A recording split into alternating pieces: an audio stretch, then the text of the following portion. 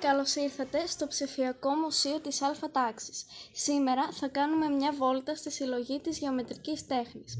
Η συλλογή αυτή περιέχει αγκία που έγιναν περίπου 2.900 χρόνια. Όλα τα αγκία της συλλογής μας έχουν γίνει με τη φαντασία των μαθητών και των μαθητριών, με τη βοήθεια της τεχνητής νοημοσύνης.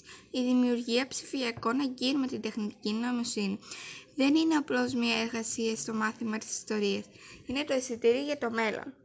Μαθαίνουμε να συνεργαζόμαστε με την τεχνητή νοημοσύνη, να αποκτάμε ψηφιακές δεξιότητες και νέες γνώσεις. Έτσι προετοιμαζόμαστε για το μέλλον που μας αξίζει.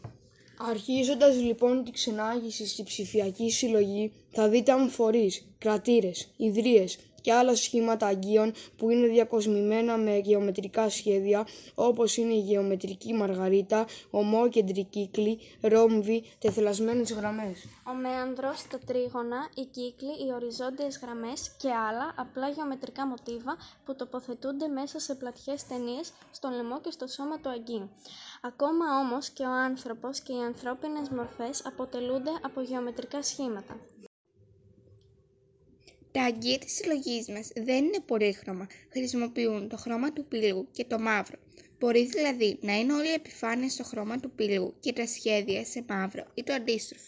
Υπήρξαν όμως και συμμαθήτριές μας που ήθελαν να φτιάξουν με πραγματικό πυλό το δικό τους γεωμετρικό αγκείο. Ραντεβού στο επόμενο κεφάλαιο τέχνης της ιστορίας, όπου θα σας ξεναγήσουμε σε άλλη μια συλλογή έργων μας.